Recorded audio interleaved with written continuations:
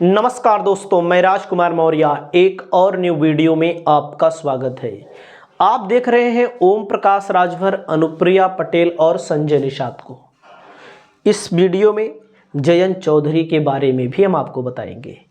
जो जयंत चौधरी इंडिया गठबंधन के तहत 7 सीटें मिल रही थी, वो जयंत चौधरी आज एनडीए गठबंधन में शामिल हो चुके हैं। और एनडीए गठबंधन में इसलिए शामिल हुए हैं कि उनको, उनके परिवार को सुरक्षा मिल जाए और उनके भी जो विधायक हैं 9 विधायक, उनमें से करीब 2 विधायकों को मिनिस्टर बनाया जा सकता है।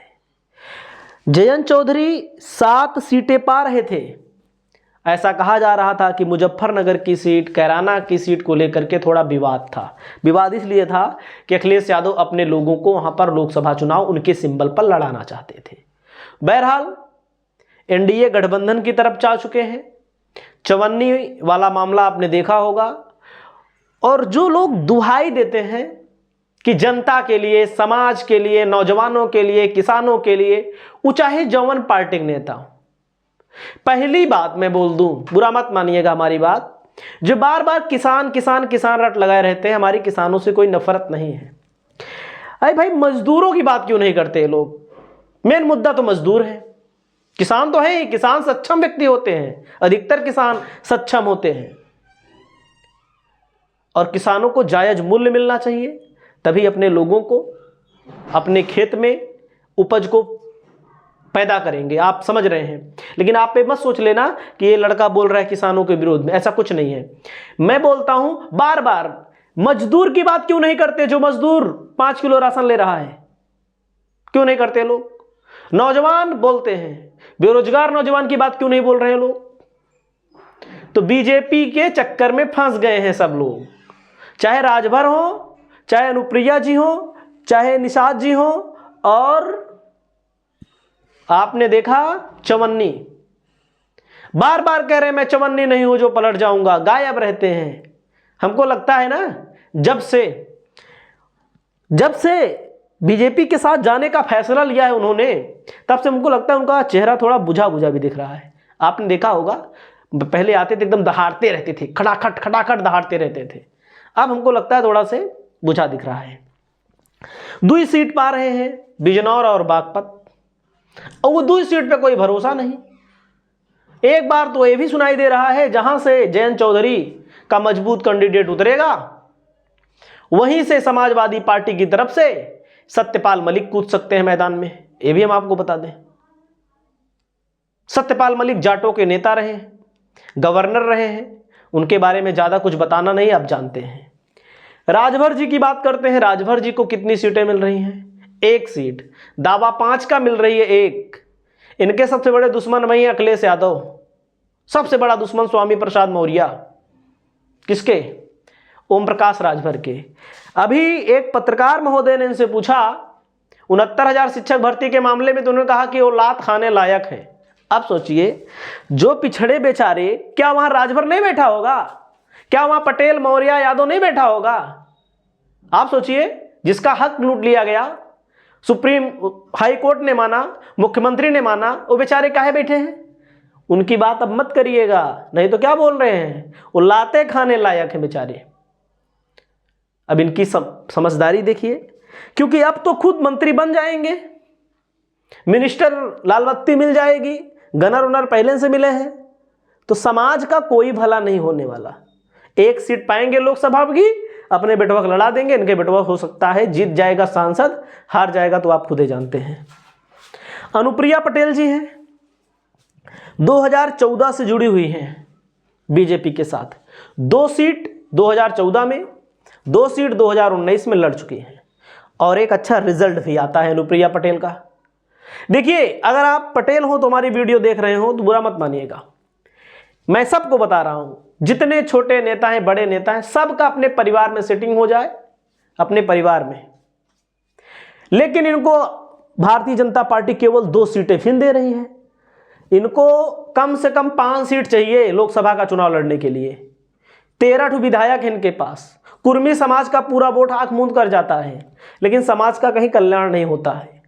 ये मैं आपको इसलिए बता रहा हूं, आप सब जानते हैं, अगर आप एक धरातल से हैं तो आपको पता होगा। यूं कहें हम, चाहे जो बिरादरी हो, ठाकुर ब्राह्मण बनिया किसको वोट दे रहा है? भाजपा को।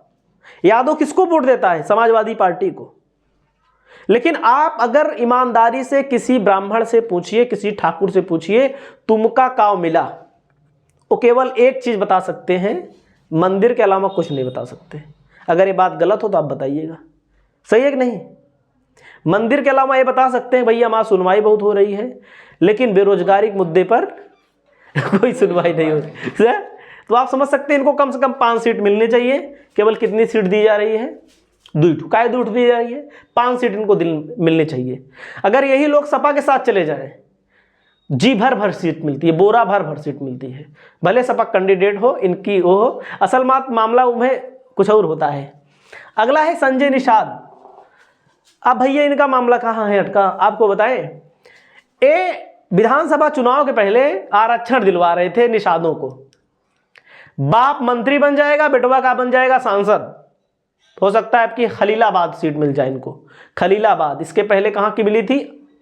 संत कबीर नगर की सीट।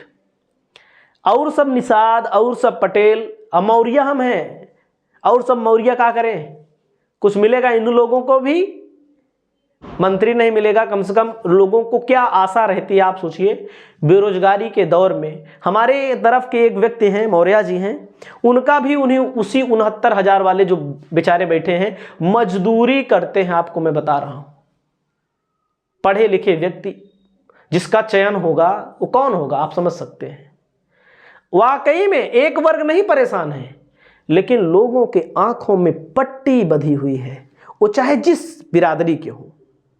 बहुत सारे हमको कहते हैं तुम तो यार बीजेपी के बड़े वो हो, बड़े आलोचक हो।